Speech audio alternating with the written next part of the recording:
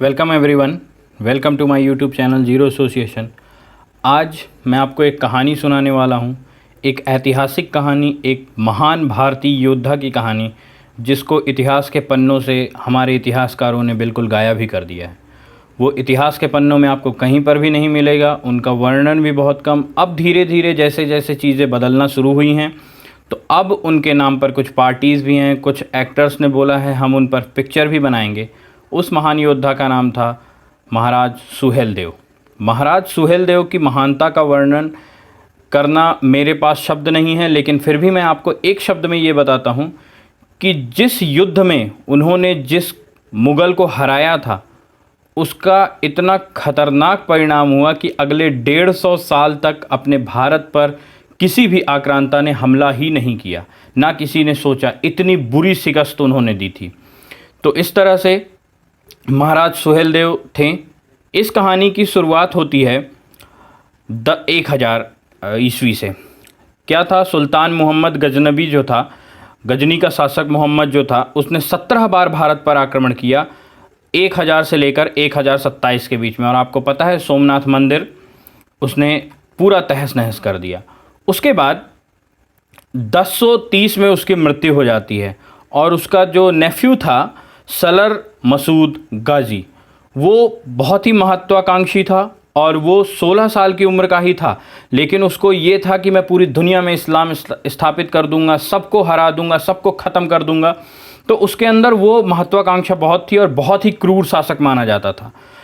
तो वो 1 लाख की आर्मी लेकर सिंधु घाटी को पार करता हुआ भारत में इंटर करता है। उस समय भारत नहीं था, आपको पता है, पाकिस्तान अफ़गानिस्तान का भी कुछ पार्ट भारत में था। तो वो एंटर करता है, सिंधु क्रॉस करता है, वो पंजाब के राजाओं को हराता है, सिंध में सबको हराता है, गुजरात में लोकल लोग सबको हराता है और बनारस तक वो जीतता हुआ आ जाता है।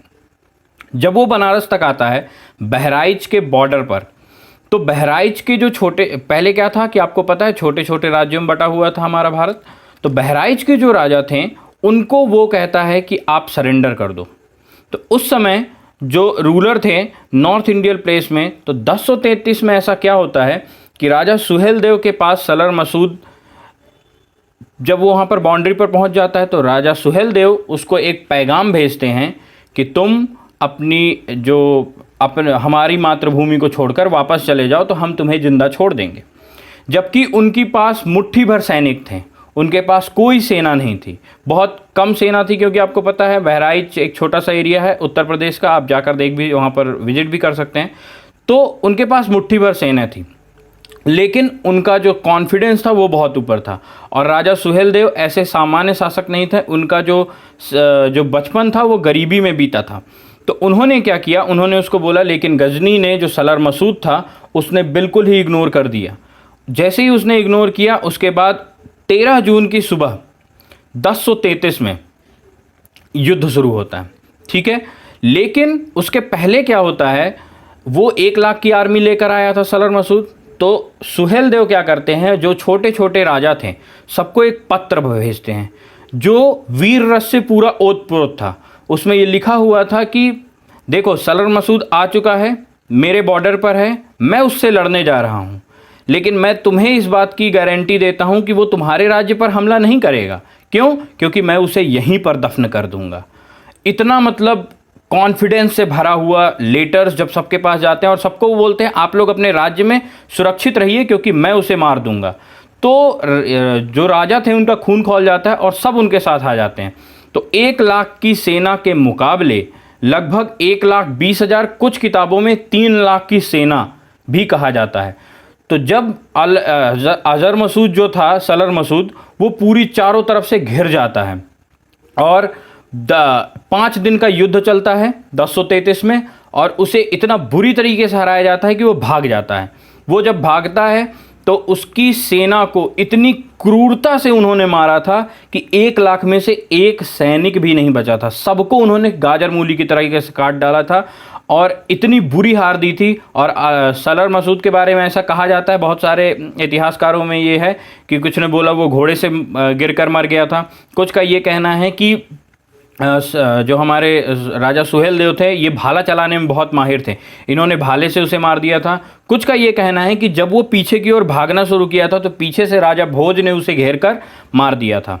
तो 14 जून को 1033 संडे का दिन था, उस दिन उसे मार दिया जाता है। 8 किलोमीटर दूर वो भाग चुका होता है, वहाँ पर उसे सलर मसूद को मार दिया जाता है।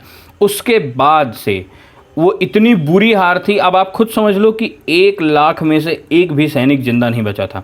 तो उन्होंने इतना बुरी तरीके से उन्हें हराया था कि अगले 160 साल तक भारत में किसी तुर्क आक्रमणकारी या किसी भी आक्रमणकारी की हिम्मत नहीं हुई थी कि वो भारत पर हमला कर दे सलर मसूद की हार के बाद। और आपको ये जानकर बहुत आश्चर्य होगा कि जितनी भी तुर्की इतिहास की किताब है उनमें इस युद्ध का कोई वर्णन ही नहीं है। और सबसे विडंबना की बात है कि हमारे भारतीय इतिहास में भी इस युद्ध का बहुत कम वर्णन है। एक सूफी संगीतकार सूफी गायक थे अब्दुल रहमान चिश्ती, उनकी कविता जो थी मिराते मसूद, उसमें इसका वर्णन है। और एक अंग्रेज लेखक थे जो gladiator of the precise of Awadh, उन्होंने ये बुक लिखी थी, उस बुक में भी इसका वर्णन है। अदरवाइज़ हमारे इतिहास में कहीं भी वर्णन नहीं है। कितनी बड़ी विडंबना है। और लेकिन अब धीरे धीरे समय बदल रहा है, लोग इसके बारे में जानना शुरू कर रहे हैं और लोग इसके बारे में अवेयर हो रहे हैं। अभी एक पुस्तक भी आई है अमिश त्रिपाठी की, सुहेल देव नाम से, उसको भी आप लोग पढ़ सकते हो, रेफ़र कर सकते हो। लेकिन आपको ये उनकी महानता के बारे में ये पता ही होना चाहिए कि इतनी छोटी सी राज्य के राजा ने पूरे इंडिया को एक किया और एक आक्रांता खिलाफ सारे एक होकर लड़े थे। तो ये हाल किया था कि अगले 150 साल तक लोगों की रूह कांपती रही उस भारत की तरफ आंख उठाकर देखने। तो ये थे हमारे यहाँ के राजा सुहेल देव। सो आज के वीडियो में इतना ही रखते हैं। सो नेक्स्ट वीडियो में मिलेंगे, तब तक के लिए thanks, good bye, take care.